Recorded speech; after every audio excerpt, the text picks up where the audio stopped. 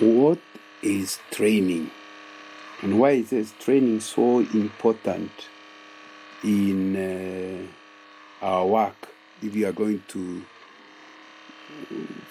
move the values, kingdom values, biblical values onto the population of any people? Why is training so important? There is a time for preaching, that's important. Witnessing, all of that is important. But there's a necessity for training. Paul made reference to this when he says that the things he believes in, he had committed not to everybody, only to a faithful people who will in turn commit to another set of faithful people, and it's called a multiplier effect. And that's training, what training is all about, where you equip somebody with the skills you have to the level that he himself can do it at the same level or even better. That way you multiply yourself. If there is a certain gift God has given you, it means that you are able to get that gift and of necessity pass it on to somebody else. So, for example, let's begin. You have a certain skill. You know how to witness. You understand how to do it, and you can actually do it very well.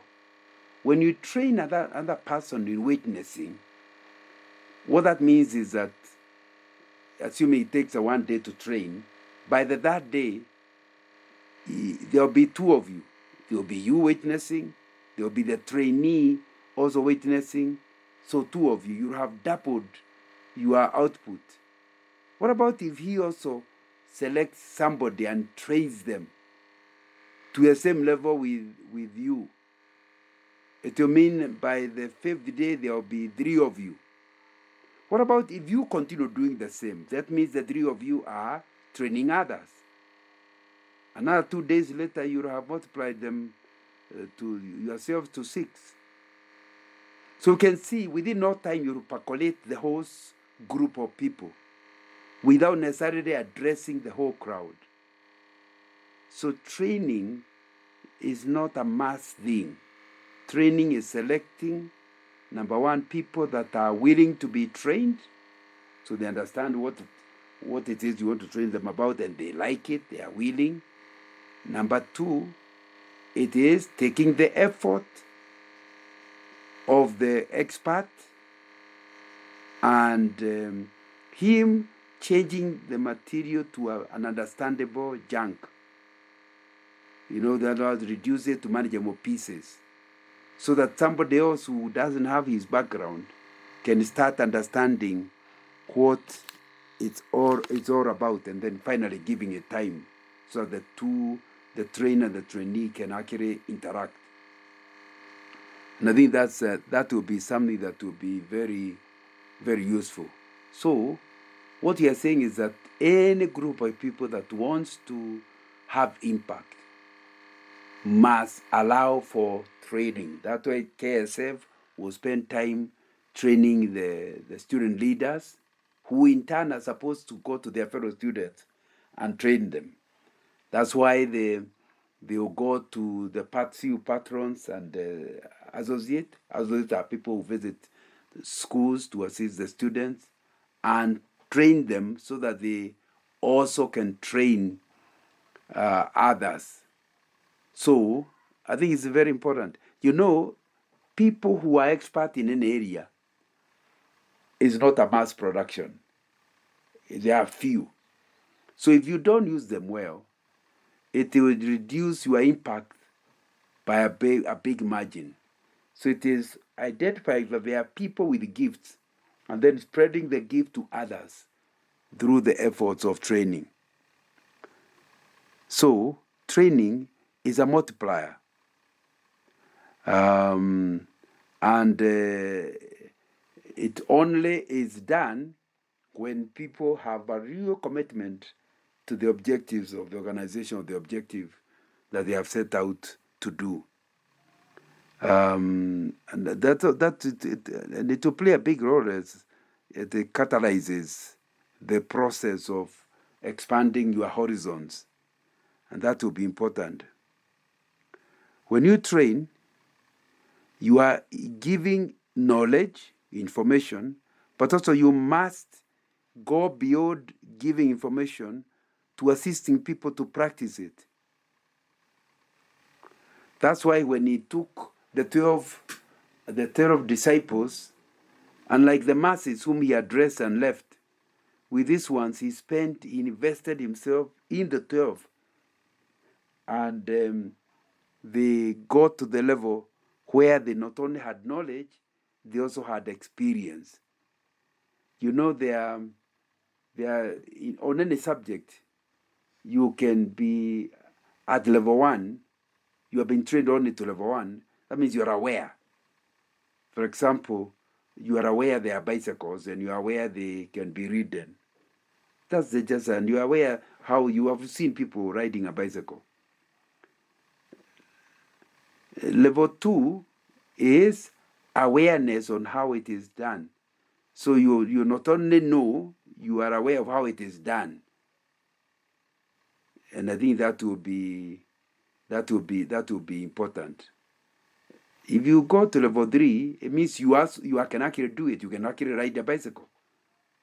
So if you are in level 1, level 2, you seem to know. Level 1, you're just aware. Level 2, you have some knowledge. But you actually can't do it. Many of our training sometimes is left at level 1 because we do not get to where we give opportunity to people to practice the things we are teaching them. And so they have problems, and that way they can ask us, they can actually ask us questions. So we need to have training that brings people to level 3 where they can actually do the things we have been seeking for them to learn to do. And I think that will be helpful. Level 4, in terms of competence, when you are training people, is where they not only can do, but they can actually teach others. They are at the level where they understand it well enough to be able to. They are mastery. It's called mastery level. And of course, level 5 means that they can actually redesign. They have understood the process so well, they can redesign it and change the way things are done. So you must make up your mind in how much time do you need to move from level 1 to level 2 to level 3 to level 4. And then design your program such that can actually be achieved. And that will be important. So in our training, either of the students or the patrons, whatever, I think it will be important that we have that at the back of our mind in whichever way we are dealing with it. That training is getting the expert to reproduce himself. Number 1. Number 2, that the process can be at several levels. You can just let somebody know that issue exists, or you can let him bring him to where he understands the solution, or you can move him to level 3 where he can actually implement the solution. And that's you to decide, you and the trainee to decide what level are you actually aiming at, and that will be an important issue. And of course, one of the things that's involved in training is changing attitudes.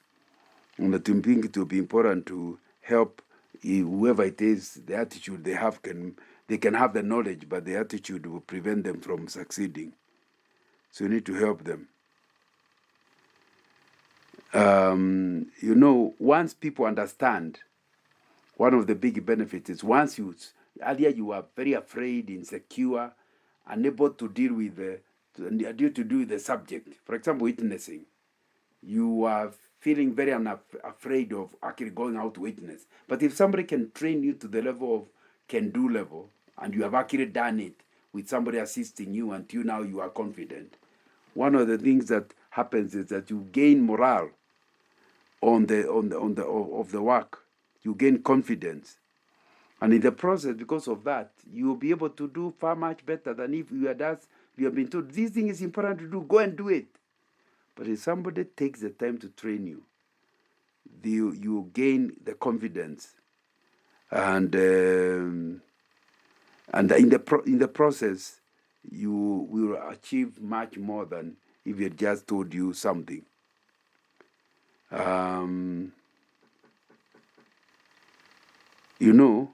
The moment you have decided you are going to help people in the training, you must take the time to also understand them.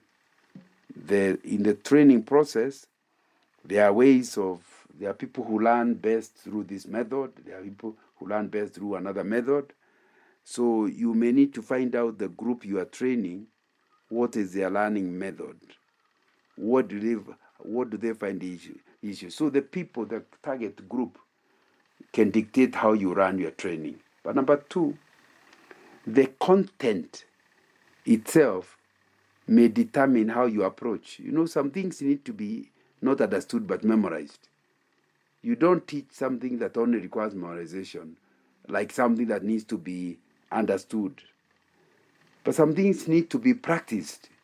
Again, you don't teach something that requires action skills the same way as something that just requires understanding. So you need to look at that and look at the issues that are involved in order to decide what kind of training and how you run your training. But when you start getting involved in training, you are showing love for the people you are training.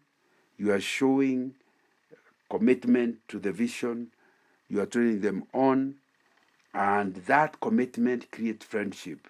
It means they feel free to ask you questions, and they feel free when they get into trouble to run back to you. And I think that will be important. By the way, when you talk about training, it's also related to discipling. Because when you can't disciple someone if you're not training them. And when you train someone, you are actually partly discipling them. And that will be important. So whether you are training employed people or you're training volunteers, I think it will be important to show that, to understand that you are showing them love and you are showing them commitment to whatever it is you are teaching them on, which is important. What happens when you don't train? Whatever you are trying to delegate will be hindered, will be stopped. And you'll be trusting people that are frustrated, and you may never achieve your objectives. It may also stop your decentralization of any activity. It has to be held at the head office because people don't understand it enough to be able to help you. And you may end up with very few people committed to what you are doing when they don't feel confident, they are not properly trained. And so you end up with a lot of people not motivated. Even those who already have cultivated may end up no longer quite keen on it. So in the end, what that will mean is that you not hit the objectives of your organization, and your staff will also be using a lot of effort, like cutting grass with a panga that has not been sharpened. You get tired, and yet you achieve little. So training will help to sharpen the knife. And of course, in the process, you create efficiency. And everybody feels, because you have shown interest in them, they also end up with a commitment to help. So what are we saying? Training is critical. It's worth taking time to train your children, your workmates. Pick an expert and let them pass their skills to others. And you'll have multiplied and made effective use of the trainer.